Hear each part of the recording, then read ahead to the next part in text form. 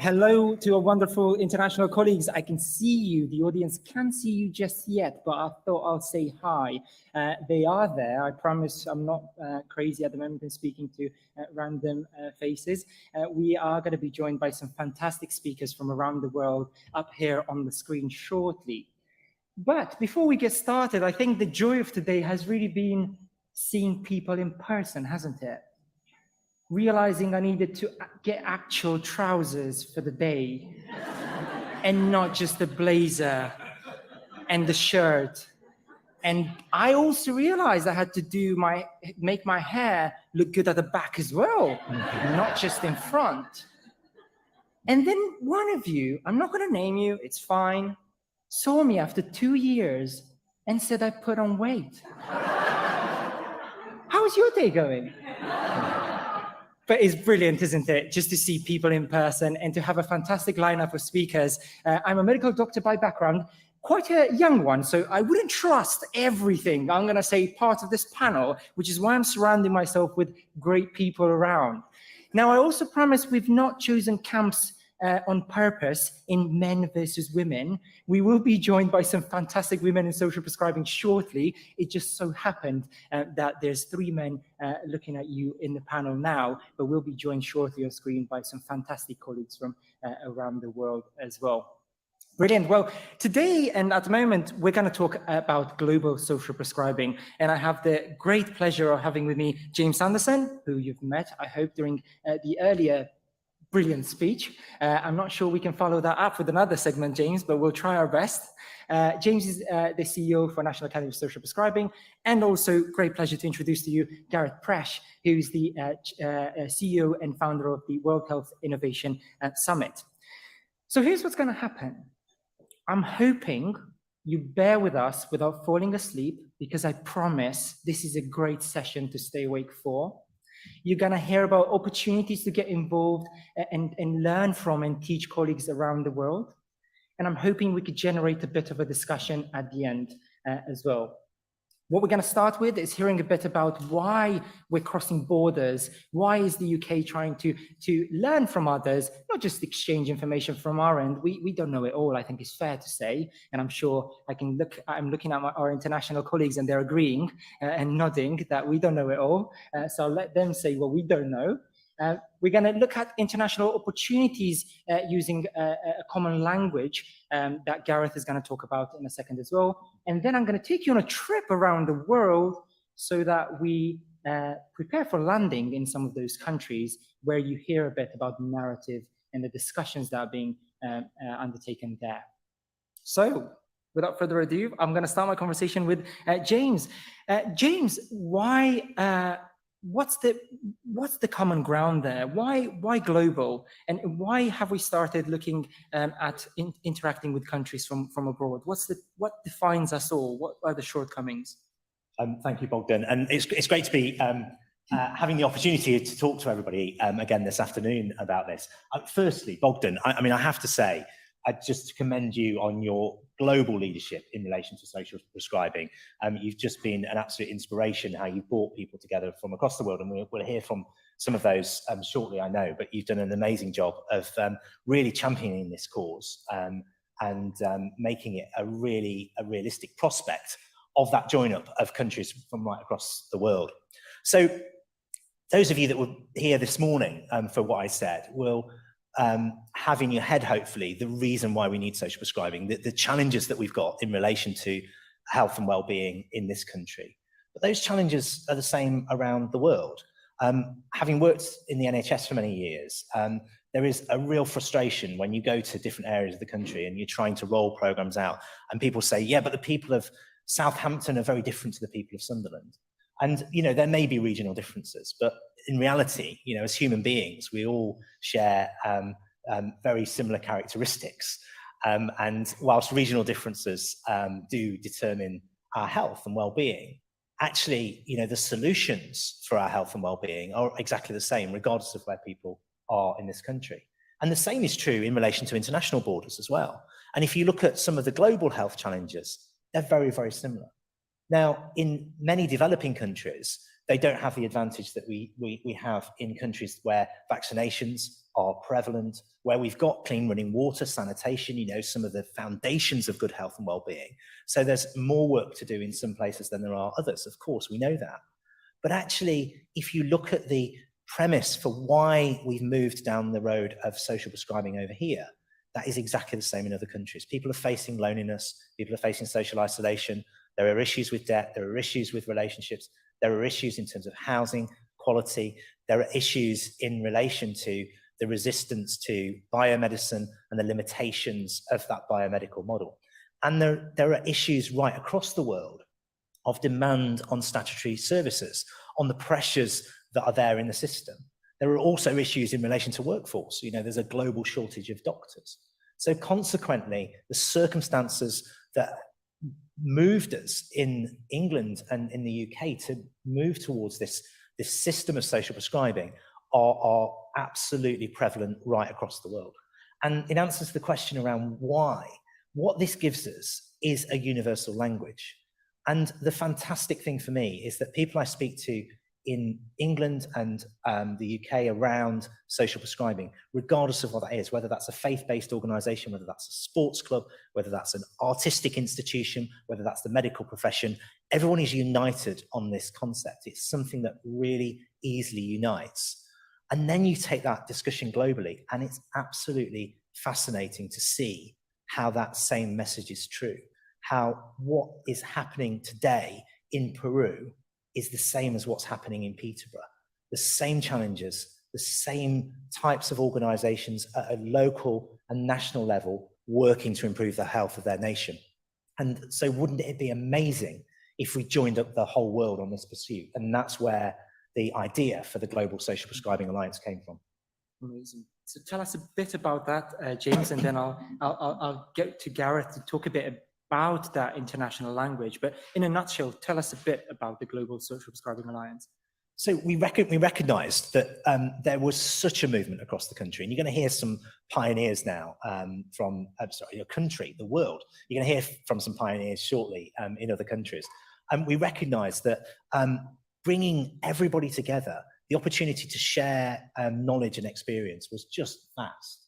And I learned so much from the Global Alliance. I talked to partners in other countries that are doing things that we never thought of doing over here. And it's like, yeah, we want to grab that. We want to pinch that. We want to progress that over here. And that sharing of knowledge and expertise has just been huge. Also, getting governments around the world interested in this, demonstrating that it's a truly global movement, is something really fascinating for politicians. And that creates some strength as well of why we'd want to move down this program. So the Global Alliance has brought together countries from across the world. We now have 25 countries that are signed up to pursuing social prescribing practice. And we came together as National Academy for Social Prescribing, along with Gareth and the World Health Innovation Summit, with the United Nations Global Solutions Indexed Institute and the World Health Organization. And we said, look, what can we do if we bring our institutions together? How can we get other partners and create this truly global movement? And I think, you know, it's a fantastic opportunity to really push global health in a very, very different way. Amazing. And that's led to a true network of global partners from around the world that we'll talk about in a second as well. But Gareth, going to you to talk a bit about that narrative and that common language, because I guess our healthcare systems are different from around the world, aren't they? So then when we talk about that defining definition of what health looks like across the world, what could we use? And I know we were talking about Sustainable Development Goals. So what are SDGs? What are Sustainable Development Goals? So, yeah, I think this is about the opportunity for healthcare to move, as James has articulated earlier, but also to support the current system, because it needs a lot of support. I mean, we're short of 18 million staff by 2030 globally. So, you know, in lower middle income countries, for example, they don't have the staff that we have. They're not in that privileged position. So how do we stop the disease actually developing so that we offset those costs occurring? And we really have a blueprint and an opportunity through the UN Sustainable Development Goals, because we had 193 heads of state stand up and sign on to a declaration to say that these are the blueprint and we're going to implement these goals by 2030. So that's what we're working towards. The key aspect for us is SDG 3, which is good health and well-being. And thankfully, through the World Health Innovation Summit, I just was commenting outside there in 2015 when I launched the World Health Innovation Summit in Cumbria and Carlisle. I would have loved to have had the National Academy of Social Prescribing to link into, but I didn't at the time. So I had to prototype how we could move the dial to prevention, but also demonstrate the value proposition. So how do you make it, as it says, impact? How do you collaborate? And how do you make it evidence-based? So that's what we did for 3 years. And then we had the opportunity, I was invited to Geneva to speak at a conference. And I fortunately had an opportunity to meet with the UN Director General, Michael Muller's senior advisor, Roland Schatz. We had a 10-minute conversation and we had a follow-up Zoom, and he asked me to join the UN GSII Foundation, which was tasked with implementing the 17 SDGs in cities around the world, and to identify SDG projects that we could invest in that would actually bring value to the local mayors. So we're doing that at present, and where the opportunity is for social prescribing from an SDG 3 perspective is, as we've seen this morning, and it's been so well demonstrated, even from the woodwork, archaeology, everything, it touches every sector. We can replicate that and bring it to lower middle income countries, so they don't have to invest they will of course have to invest in hospitals, but they won't have to make that big investment in every single city. They can learn from our mistakes and look at prevention, and also create millions of new jobs. Remember, there is a lot of investment in the city program. There's no shortage of funding. I mean, if you go to any of the conferences around UN Habitat or World Urban Forum, you'll see that the finance is there. I'm also glad that you mentioned the faith groups, because they're going to play an enormous role in this. We're partners with the faith groups.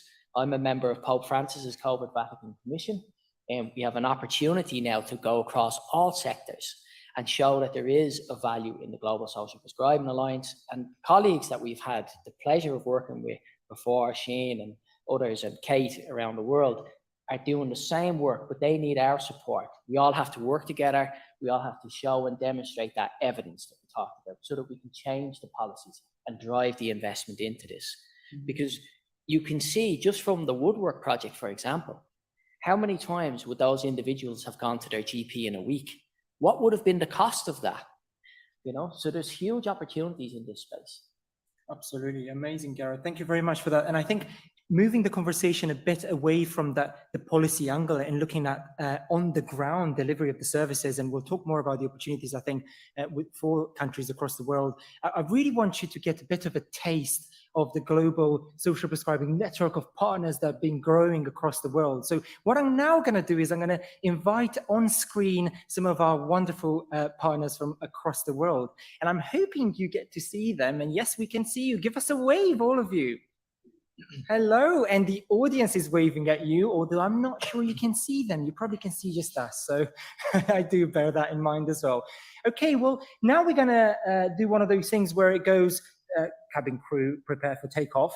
And we're going to land in Australia. And I think I landed this morning already in Australia, because at 4 a.m., Sean will know I did already a talk for some of the Australian partners. Now, Sean, a warm welcome to you. And I have 2 questions for you and a third one potentially.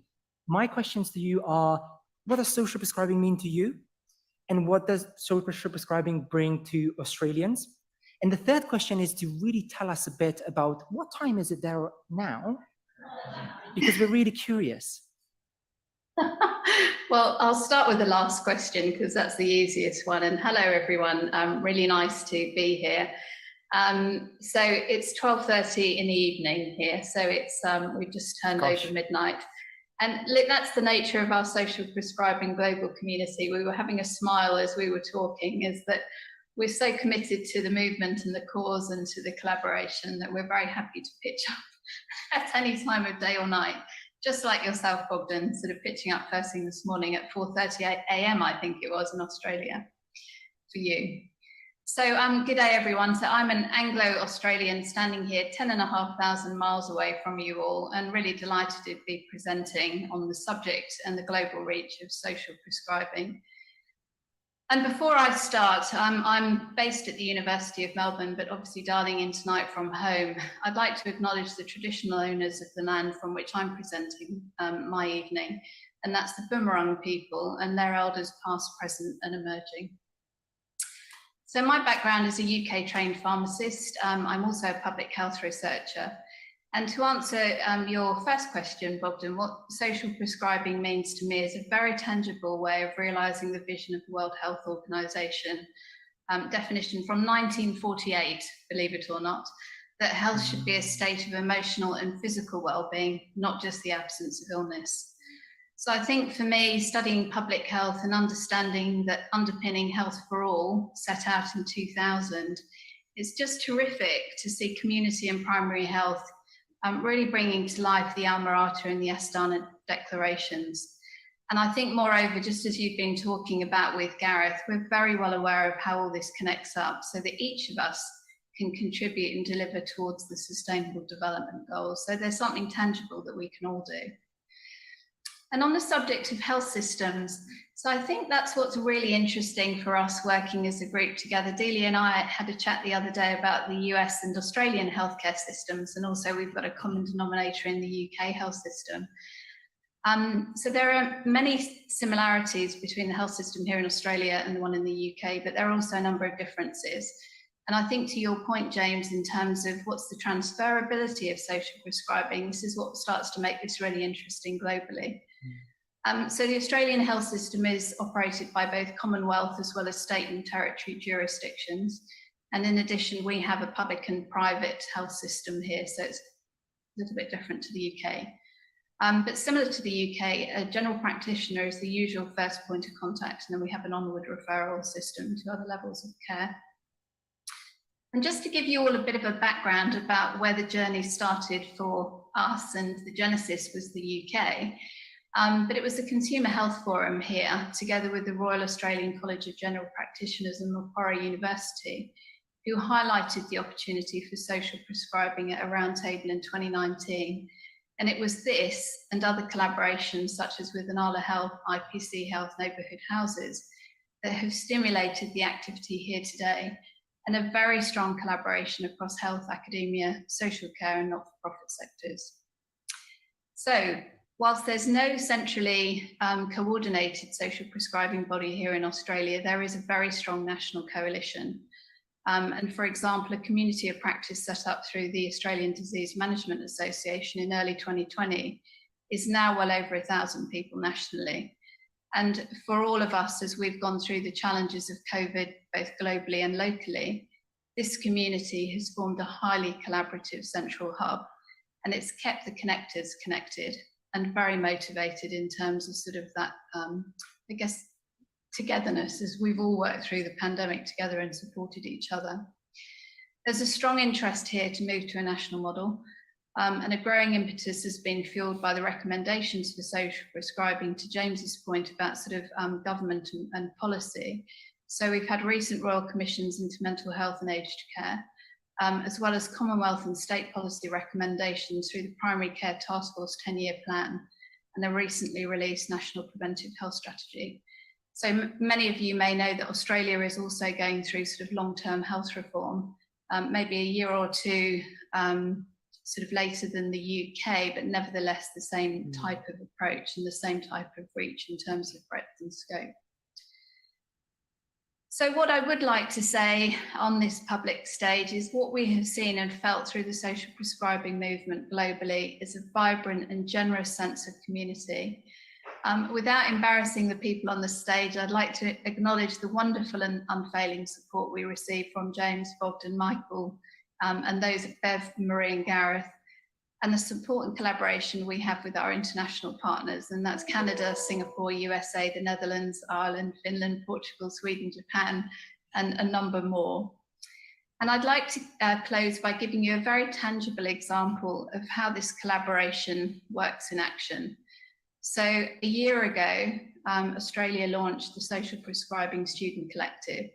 This was built on the UK Social Prescribing Champion Scheme, and it was thanks to the guidance of Bogdan, Daisy and Joel, the leadership of Brace Newman, who's an MD MPH student here at the University of Melbourne, and collaboration with Australian Medical Students Association.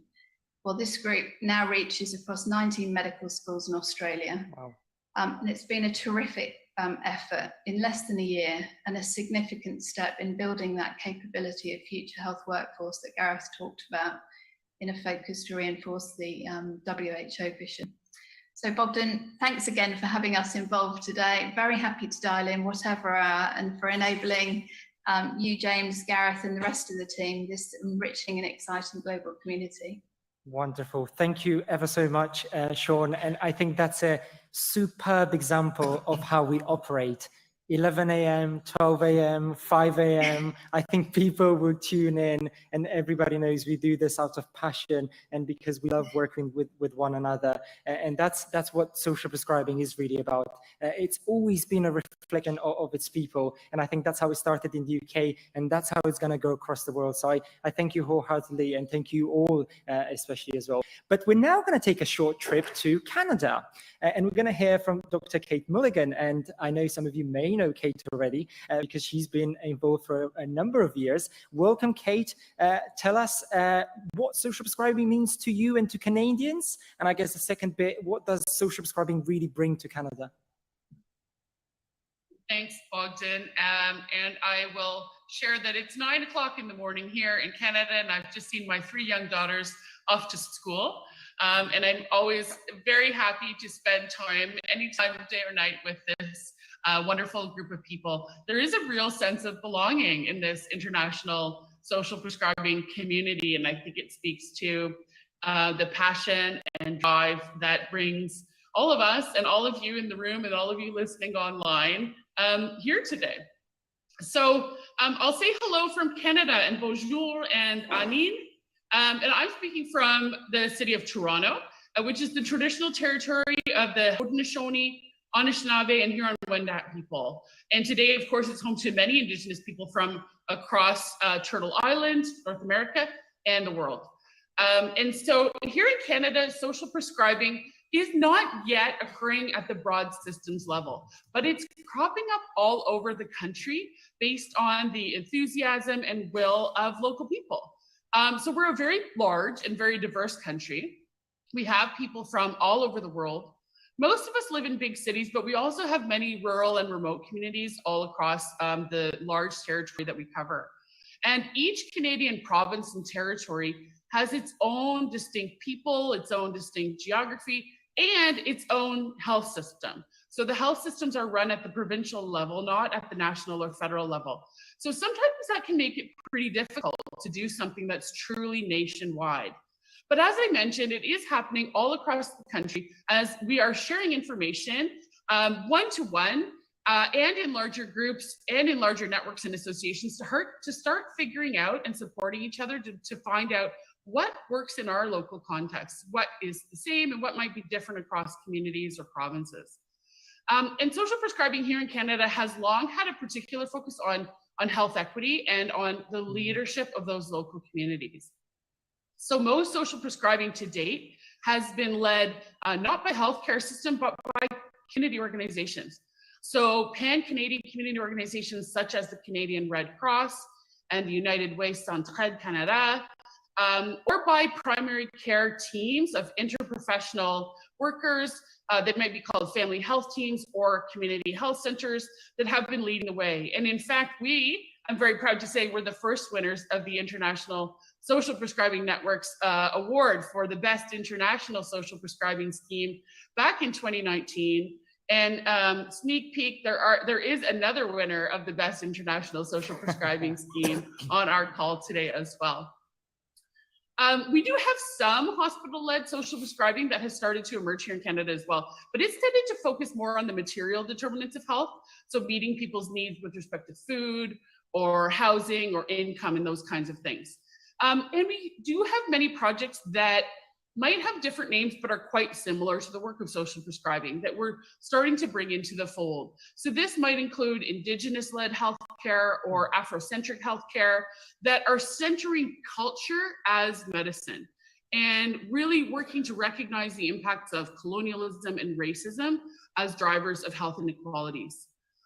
For me, the most meaningful part of social prescribing is seeing individual people and communities rediscovering their sense of purpose and their sense of meaning and their sense of belonging and connection to one another. So we still have a long way to go here in Canada to really center that sense of self-determination and the work of preventive healthcare in our health systems. But all these examples that are coming up, all the way from British Columbia to Newfoundland to Nunavut, show that we have growing momentum. And I'll just leave a little hint that next week on Social Prescribing Day, we will have an exciting new announcement about how we're starting to knit those small initiatives together into a new national initiative. Thank you so much, Kate. And we're not talking more about that because we're not spoiling any news there. But tune in on the 10th of March to hear about that. And you might have noticed we're not going in depth with the models of social prescribing here because, as you all know, we have a follow-up session that goes very in depth at the Social Prescribing Network Conference on the 10th of March as well. So the same team will be there going in depth and looking at how this is happening across the world, hence why the speakers are giving you a broad overview as well. Conscious we're running out of time, so I need to keep telling myself this. But now we're taking a short or a long trip to Singapore, really. We have Dr. Lee joining us all the way from Singapore. And it's a warm welcome to you, Dr. Lee. And we look forward to hearing what social prescribing means to you and people of Singapore, and what does it bring to you all. Thank you, Bogdan. And I bring greetings from the social prescribers in Singapore. What does it mean to us? As you know, I am a GP working in a hospital. It's something not so common, but it happens in Singapore. And most of the time, we get very frustrated because the medical prescription that we give falls apart. Something is missing, and we need to bring health and social care together. So social prescribing really completes the picture and, you know, contributes to this overall care plan that's likely to be more effective. So what happened is in Singapore, we are a city-state. We have a very well-organized healthcare system, highly efficient and very cost-effective. But we are worried when we look into the future because Singapore has one of the fastest aging population in the world. And we are always looking for big ideas and new models of care to improve our system, especially to future-proof it into the next generations where the population is getting older and older. So we learn about social prescribing and best practices from colleagues in the social prescribing network in the UK and from the Global Social Prescribing Alliance that was formed shortly after.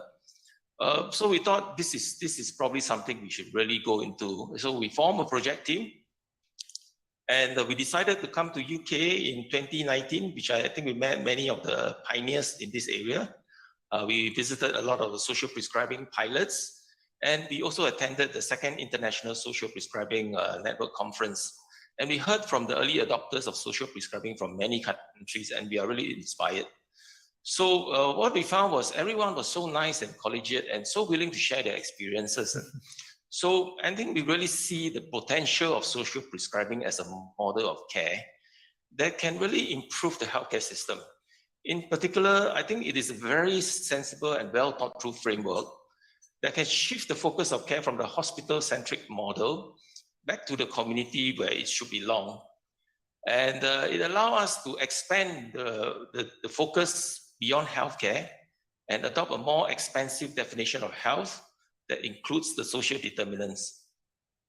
So when we went back and to get the most bang for the buck, so to speak, we decided to adapt and implement social prescribing in a setting that is most likely to have the greatest impact on our healthcare system and to help a segment of our population that have the greatest needs for social prescribing. So after consideration, we realized that for Singapore, this setting lies in our secondary care system.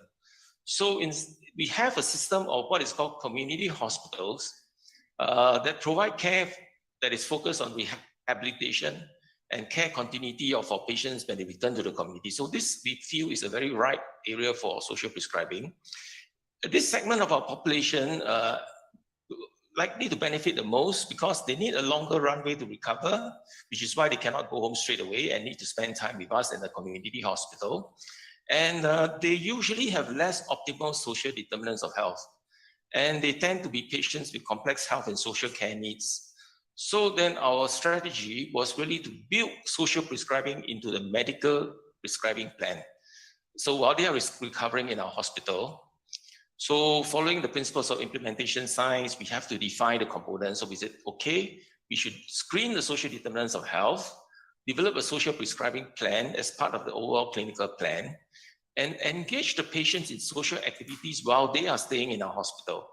And then on leaving our hospitals, we link them to the community assets near their home, where they can continue to be engaged in these activities. So off we go. We went to recruit link workers. We developed a competency-based training program. We organized staff engagement sessions, promote social prescribing through our organization. Now, our staff in the community hospitals are sort of self-selected. Otherwise, they would not be working in community hospitals. So they are community-oriented and they are very patient-centered. So, they get it very fast. They understand the value of social prescribing. The main challenge we had was how to integrate social prescribing into the work processes of the very busy clinical workflow. So through lots of ups and downs, we are reasonably successful. So now from one hospital, we have spread to 3 community hospitals in our group. And it's spreading beyond the community hospitals. Very happy to say that now we have begun social prescribing in our primary care clinics in our regional health system as well. And working with international contacts such as the WHO Western Pacific Regional Office, the Global Social Prescribing Alliance, the National Academy of Social Prescribing, and the Social Prescribing Network, we are supporting the spread of social prescribing to other countries around Singapore. So this is indeed a global movement to improve health and well-being. And I'm like all the other speakers, I'm really very appreciative of our colleagues.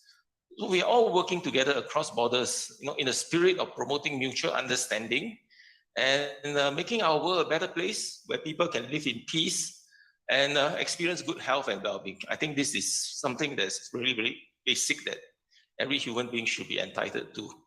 So thank you very much for inviting me to this social prescribing show. Thank you very much, Dr. Lee, and we're so pleased to hear from you. And now we're taking a short trip to California, to Dalla, who's co-leading the social prescribing network in the US with Dan, who can't be here with us. Dalla is the one that we're usually jealous on because of the sun in the background in California usually. So Dalla, over to you, and tell us a bit what social prescribing means to you, to the US, and also what does it bring to people in the US? Thanks, Bogdan, and thank you so much for the invitation to join this conversation today, all the way from Los Angeles, where it's just after 6 a.m., so you might be able to see the sunrise coming in behind me. And I must say, it's great to be back at the Southbank Centre, even if it's just on a virtual screen and not in person. I'm really excited to be part of this session today for 2 key reasons, really. The first is due to my involvement in some of the social prescribing work in England over the last few years when I worked at Sport England, and really seeing this movement develop and continue to grow, and working with many of the partners who might be in the room today. And now having the opportunity to look at social prescribing within an entirely different health system context in the United States. And the transition from a national public healthcare system in England to one that's a mix of public and majority private health insurance and providers that supports over 330 million people across 50 states has been quite a change, especially because there are some really big challenges which face our health system in the US, which we also heard from James earlier in the session. 30 million people don't have access to health insurance because we don't have universal healthcare coverage. We also have the most expensive healthcare system globally, with our spending reaching nearly 20% of our GDP. And despite this spending and cost of care, we actually don't have better health outcomes and have significant health inequalities. So that brings me to the second reason why I'm really excited to be here, because I can really see the opportunities that social prescribing brings to the US, not only from a health system delivery perspective, but also for individuals and for communities. And while there isn't a formal policy or organization that's really driving social prescribing forward in the US, there is a lot of activity happening in pockets across the country. They might have different names, but they're They have the same principles of person-centered, integrated care in partnership with the community. There are community health workers who act as a link between health and social care services to help facilitate access. There are really strong advocates and supporters across frontline clinicians and community partners who not only want to treat disease, but also improve the social and the economic conditions that make people sick in the first place. And a lot of the work in the US has really stemmed from the very clear evidence of the social determinants of health and really the need to look across different sectors and into the community. And following the introduction of the Affordable Care Act, there's been some really great innovative thinking about how we can do this. The Center for Medicaid and Medicare Innovation is really driving momentum towards better integration of our health and social care systems. And they've supported some demonstrator projects across the US, looking at social risk screening, referrals into community resources, and community navigation pathways, which I think provides a really great foundation for us to build on. But there's still a lot of work to be done. So it's really great to have the opportunity to learn from and really collaborate with partners from around the world to share this ambition in creating a global movement. So thank you. Thank you very much, Delia. And I think you can all clearly see that regardless of what this group ends up being, who gets involved, it doesn't matter. It's people getting in touch with each other, collaborating, making connections, making meaningful relationships happen across the globe so that you can match community groups from one area in a country across the border, and to realize that it's all about people who can champion this from a grassroots, and then with support from governments across the world, we can make change happen so that we completely change that definition that all of you rightly spoke about in terms of what we think about when we say health and healthcare in general. So a round of applause for our international partners for joining us today. And a huge thank you, of course, to James and Gareth joining us in person. And here, there's lots of conversation that I'm sure we can have at some point as well. I think we can also take one question, because there's something exciting that you'll hear about, which is the evidence behind social prescribing. That I will be introducing some some brilliant colleagues that you'll hear from in a second, and we'll invite them on the stage. But before I do that, I think you need to be energized for that a bit, I think. And I think it's only right we do that. You've been sat there for too long, and I don't have Kamal in here. But I think what we could do is, if we put the lights a bit on so that we don't feel too sleepy, and if we do some shaking and moving around, if you don't mind standing up for a bit, that would be brilliant. And I don't have Kamal's energy, so bear with me, please. That would be brilliant. Amazing. Okay, let's move our heads a bit around. Fantastic. Oh, this is very good. Believe me, I'm doing this for you, but also for me, I promise. And then shake your arms and legs for a bit. Okay, brilliant, fantastic. I'm also getting you ready for the 10th of March, because it's Social Prescribing Day, right? So who knew about that? Let's see. Say woo. There we go. And you can hear that. So I want you to know, those of you who are link workers here, you're standing, the lights are on, and I'm gonna get a bit emotional because social prescribing has become a family for me. The reason I'm becoming emotional is because I've got involved when I was a medical student.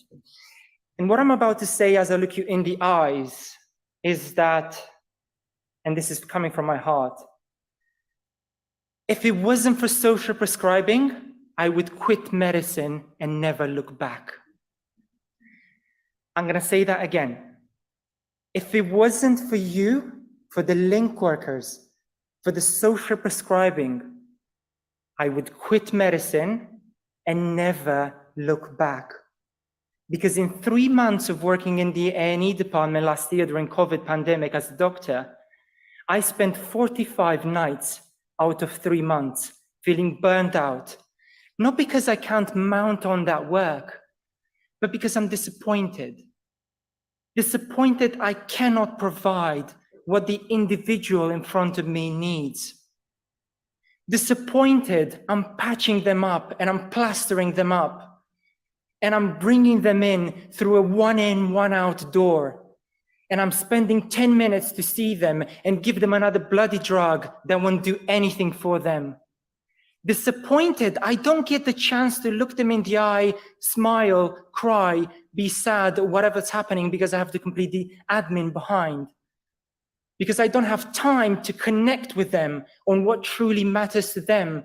And because I only scratch the surface, because the definition I was taught was that I need to focus on the muscles, the bones, the biomedical problems, because there's no time for anything else. Of course there isn't time. Because our approach to this hasn't been right from the beginning, has it? Google healthcare. You will see it still says on Google the absence of disease in the dictionary. 1948, Sean said, the definition of health by WHO. We're not there yet, are we? We're still not understanding that what keeps us well starts at home, starts within our local communities. And then we look at medical experts, which I'm not, by the way, but I'm in a hospital and people come to me and we think they're broken already and we need to stick a plaster on them and send them out again with no support at home. People put those faces masks up and say, it's fine. We're doctors. We're the heroes that you're clapping for. We're not. We're burned out. And if it wasn't for social prescribing, if it wasn't for link workers, if it wasn't for you to provide for me the hope that I know you're going to listen to that person, which is what the reason was when I got into medical school for, to provide them with emotional, financial, well-being support within their community, I would quit medicine tomorrow and would never look back. So from that, I thank you from my heart for everything you've done.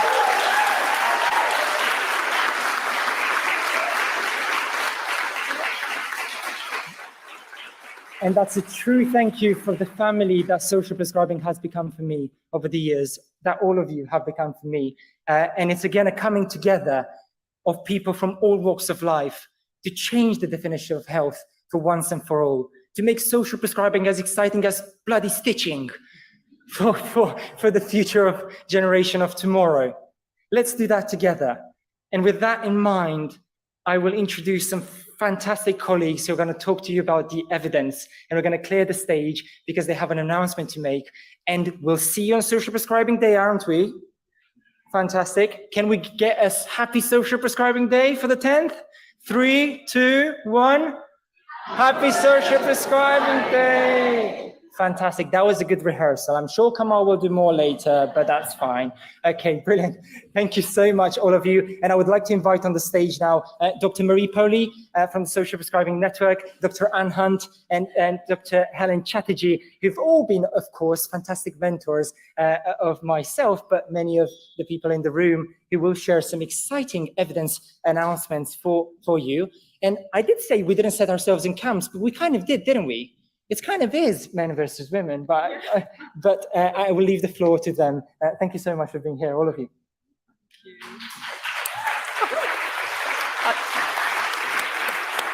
Thank you so much. I don't know how I followed that, Bogdan, really. I'm super excited to be here. My name's Anne. I'm from NASP Evidence Programme, and I'm delighted to be joined by Dr. Polley and Professor Helen Chatterjee. I'll let them introduce themselves properly in a minute. We've got 10 minutes, that's all we've got. So Bogdan, do shout at me if I run over. So all this passion we've heard today, we're evidence people, but we're just as passionate, aren't we? And we are desperate to make social prescribing thrive. We all need evidence every day, whether it's to, a quick qualitative decision right the way through to the UN making big policy decisions. We need evidence of some shape. And NASP is committed to help everyone involved in social prescribing find that evidence that they need on that day-to-day basis. So we put our toe in the water and we have our secret weapon or our engine room behind, we have two actually, behind what we do. And one is we've established an academic partnership, and they work collaboratively to help us create and articulate a collective, independent, authoritative view of what the evidence is telling us. So it's not us just giving our view, somebody else giving their own independent view. It's a collective view, and that is incredibly powerful. And the other thing that we've built around that is an international evidence collaborative that, again, we hope will inform our work and also help serve the evidence needs of our international colleagues and the Global Social Prescribing Alliance. So I'm going to hand over to Marie and Helen. They're going to tell you a little bit more about what we've been doing together and how it's felt for them. And then we will come back and say a little bit more about what's happening next. Thanks very much, Anne. And just saying hello to Delia and Sian and Kheng, Hock and Kate. It's lovely to see them again from afar. So thanks very much, Anne. I just have to respond to that, Bogdan. So people thought I was like slightly bonkers when I set the network up in 2015. And this is my first outing in 2 years. I had to get the backpack off the wardrobe to find a dress to even put on. And sometimes when you're on your own for 2 years trying to push this forwards, it is quite hard. So when I hear Bogdan speak like that, I feel like bursting into tears because I feel so grateful to hear how much it's impacted on people, and it's a collaborative effort. And I also have to thank you for waking everyone up before we talked about evidence. That was really kind of you, because quite frankly, evidence, sometimes people will switch off because it's beyond your scope, or it's not what you're doing, but we all need evidence. And when I set the network up with Michael, probably the most frequently asked question is, what's the evidence? What's the evidence? What's the evidence? And we've written a lot of evidence briefings and done a lot of work with senior leaders, but evidence comes in all shapes and forms. Bogdan's just given you some amazing testimonial evidence, but we need evidence to inform how our link workers can work as efficiently and effectively as possible. We need evidence to persuade commissioners that they need to invest in the voluntary community, social enterprise and faith sector to prescribe the social prescriptions. We need evidence actually to inform how policy needs to shift and how curriculums need to change. And we need evidence actually to share how our global colleagues set up social prescribing, and that becomes a knowledge share because they can give us evidence. So that is really, really important. So what we've been doing is bringing core academic institutions and organisations together, really to share our expertise in saying, how do we systematically look at all the different types of evidence?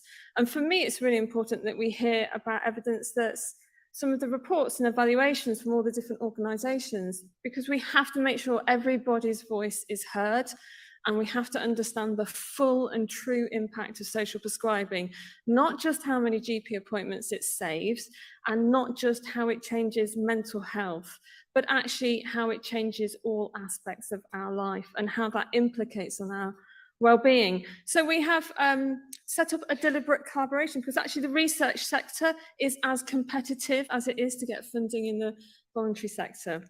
And we made a deliberate decision to collaborate and not compete against each other for the research money. So we have a core partnership of 7 institutions and organisations, and we work with lots of different stakeholders to say, what does this evidence look like? So Helen, let me hand over to you. Sure. So, well, I'm not going to tell you lots about our methods because that would also be really boring. But what I wanted to say is that we've been doing a very realistic, pragmatic, but rapid scoping exercises over the past couple of years. We use a whole range of different types of evidence, from peer-reviewed literature to grey literature. And that's where you guys come in. I'll tell you a little bit about so far what we've been doing. We've been doing reviews around things like, for example, what does the evidence tell us about measuring outcomes? What does the evidence tell us about how does social prescribing help tackle health inequalities? Currently, we're working on reviews around nature and nature connectedness in health, how arts and culture and creativity support health. We're doing work around social prescribing in children and young peoples. But what we really need is to understand from you guys, what kind of evidence do you need? And also, what kind of evidence are you involved producing. So this is really, I think, as we start to wrap up, is a call to arms. You're going to hear about the International Evidence Collaborative. There's already 260 members of the collaborative from 12 different countries. We really welcome anybody joining that who's interested in evidence. It might be that you're involved in producing evidence, maybe you're involved in doing evaluations, or you're interested in becoming more involved in evaluation, or you have to use the results of those evaluations to inform funding or strategic decisions you're making. So please do join us and tell us what you think is important to you in the types of evidence you work with. There's an event on the 29th of March where you can come and join the International Evidence Collaborative. You can meet others who are involved in it. That's done by AirMeet, and it's just a great opportunity to share your thoughts. And we'd really like to work with you more in having more of a two-way conversation about how we build that evidence base and then how we translate that evidence base going forward. So I'll hand back to Anne because she can tell you more about how you can access that. You can access the International Evidence Collaborative and join it via the NASP website or the Social Prescribing Network. And actually, Marie, did you want to say a little bit about the evidence repositories on the Social Prescribing Network? But do join us. We'd love to meet you. Yeah, I mean, it's great to hear from everyone, and actually we can't do the right evidence reviews if we don't know what reviews you need, first of all, so we need your voices. So on the Social Prescribing Network website today, Start Social Prescribing Week, we've launched a database that's a free, the world's first free open access database of grey literature. So that's all the evaluations and reports that are being put out about social prescribing that aren't systematically archived anywhere else. And they have a wealth of information in there, and they capture some really niche areas, and actually they really have all those different voices which must not be lost. So if you've got a report that you've been working on with your organisation, you can actually now submit it through the website and we'll put it on, and every few weeks we'll update, so there will be, you know, gradually hundreds, and this is just always there for you to download and use. So help us put that database together. Come to the event we've got for the International Evidence Collaborative, and can I hand over to you to wrap up? Yep, hopefully on time, Bogdan. Yeah, it's just to put another shout out for Social Prescribing Day on the 10th, because we'll be releasing the first tranche of our evidence summaries, so the first 6, plus, so that's the academics review and collective view of what the evidence is telling us in the 6 priority topics that were picked. And then also we've got some briefings for people that might be a bit more rushed and have to just grab the headlines quickly. So that's happening on the 10th. Keep an eye out on the website. And on the website, you can also join, as Marie and Helen have said. So look to the NASP website. You can join up to the Evidence Collaborative, and you can also find the evidence summaries from next week on the 10th. And we want your feedback on them. So it's toe in the water. We'll get better at translating. That's the other thing, is translating the information into products that meet your needs. So thank you very much for your time.